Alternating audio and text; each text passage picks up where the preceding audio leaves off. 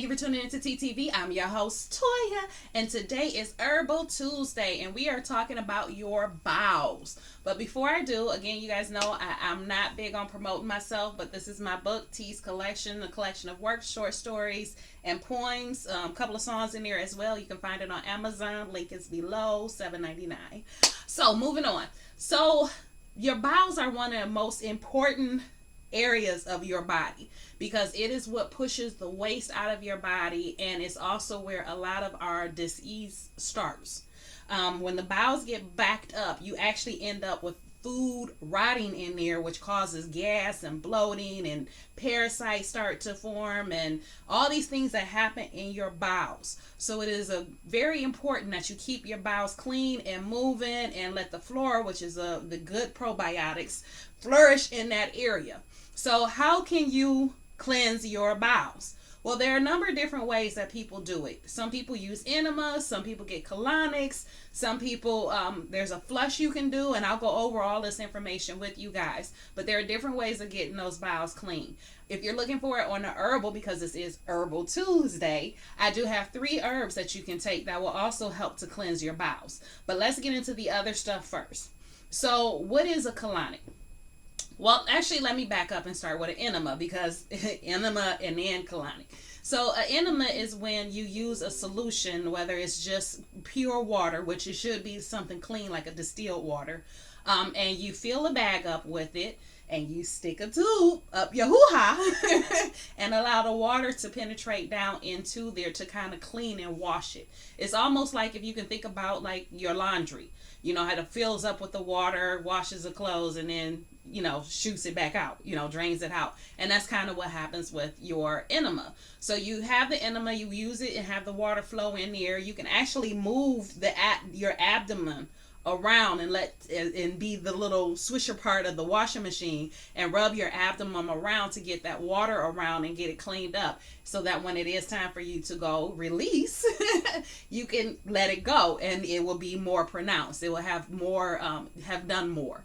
So a colonic, on the other hand, which, be careful about where you go for that, because there are, of course, dangers to it as well if not done properly. But a colonic, what a colonic does is, where the enema might only go in like a few inches, like six inches, a colonic will go through the whole length of your colon, which is the smaller part of the intestine. So it'll go through the whole colon to clean it out and kind of get the walls, kind of like if you were to power wash your outside of your house. That's kind of what a colonic does on the inside to your colon. So everybody can't afford that, and even before you do something like that, there's still some prep work you would have to do, and that's where the herbs come in. It's a good idea to take a good bowel cleansing herb before you do something like that, and just to have it, period. Like, we need to go through this on a regular basis anyway, to keep those bowels moving and keep them clean, and so you're not sick, you don't have those headaches, you know, you don't have the food rotting in your stomach. So like I said, I have 3 different herbs for you. One, which is very popular, is Cascara sagrada. And what that does is it starts the peristaltic action, basically the exercising of your intestinals. So it makes the walls do like this. And if the walls are exercising like they should be anyway, it's going to break up a lot of the stuff that's caked onto the walls of the intestines, so that when you flush it out, you can flush it out. Now, with any of these, you do need to consume the correct amount of water. You can't be dehydrated and do this. So you need to drink water. I didn't say flavored water. I didn't say, you know, some special, what they call that, ionized or alkaline water.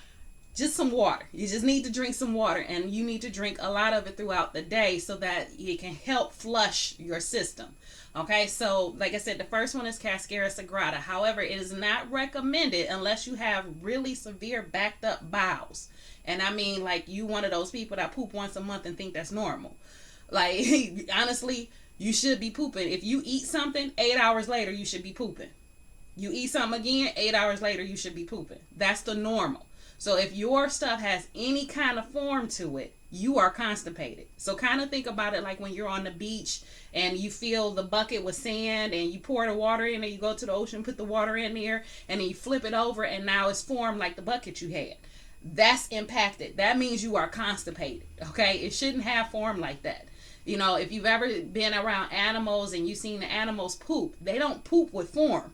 It just goes blah blah blah and they're done. And the same thing should be for you as well. So if you're spending 20 minutes, a half hour, you know, you got to take the paper. Like I know there's the joke where the dad takes the newspaper to go to the bathroom. Yeah, you got issues. Okay, and eventually that's going to translate into something else, some bigger issues that you're going to have with your body. So we want to keep those bowels clean and keep them moving. So cascara sagrada is one of those ways of doing it. So like I said, unless you're really impacted, you should not take cascara sagrada for more than 3 weeks, okay? Because you don't want your body getting used to that assistance. You want it to learn how to do it itself. Once everything is clean and everything is moving, 3 weeks. That's the longest you should take it, again, unless you are severely impacted. Then you take it until you can freely go. Another one to take that's not as, now cascara sagrada is not harsh. Like you're not going to be running to the bathroom like some of those things that they used to do back in the 90s and 80s where you take it and, you know, you're trying to get to the bathroom before you poop on yourself. It's not like that. It will just, it's your normal desire and need to go. So you can still hold it if you need to until you get to the toilet. But it will increase, you know, the need to go. But it's not going to make it dramatic to where like, oh my God, I'm about to crap myself. It's just going to be that indicator like it's time for you to go like normal.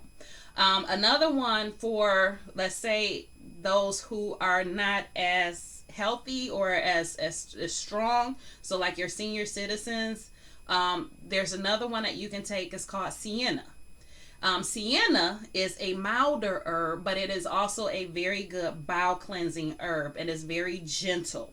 So if you're worried that cascara sagrada might be too strong, or you know your system is kind of fragile and you don't want to do too much, sienna might be the better choice for you because it is a milder bowel cleansing herb. But it will still help you go. It will still clean you out. It will still do it, but it's a lot gentler than the cascara sagrada. Now the third one is buckthorn. Buckthorn is also a bowel cleanser, but it also helps to restore the probiotics in your gut.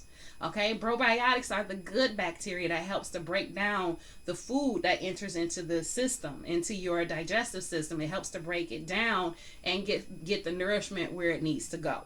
So it's very important to have in your gut. It's something that you need, and without it, you know, you're going to end up with problems. So buckthorn not only will help cleanse the bowels, but it also helps to restore the natural probiotics. So it's a good one to have. Now, if you're trying to do something outside of that, I did mention a couple of things. I mentioned the colonic, I mentioned the enemas, which are great, especially in combination with those herbs. So if you're doing those herbs, and you say you took the herbs for a couple of days and now you're going to do an enema, then guess what? You're going to get a lot more out of it. It's going to be a lot cleaner, and you'll have an easier flow when you go to the bathroom the next few times, especially if you continue taking it and then doing your enemas until you actually have a natural flowing bowel movements and it actually flows the way it's supposed to. So that's a good way to stop. To get it started. It's not stop. To get it started. Another thing you can do is called a flush. Okay, so you would take the bowel cleansing herb and then the very next at night. And most of these you take at night. Okay, you want to take the bowel cleansing herbs at night. And the reason for that is it gives your body a chance to work and do what it needs to do without the extra stress of everything else in life. Okay, and with you eating and moving around. You know, nighttime is a time where our bodies try to restore itself and do its natural repairs. And that's when you want that cascara sagrada or the sienna or the buckthorn. That's when you want to take it. And please don't take all three. Okay, do not take all three. Okay, you choose one. And that's the one you stick with. And if you find that one ain't working after a couple of days, after about a week, then you can try a different one. But do not take all three. Don't be one of those people. And read the package to take the amount that you're supposed to take. Okay. Now, you may need, like I said, if you're seriously impacted, you may need to increase the amount that you take. But you start with what they tell you, and if that doesn't work, then you can start to increase it until it actually moves, and then drop it back down to what it's supposed to be once you start moving your bowels.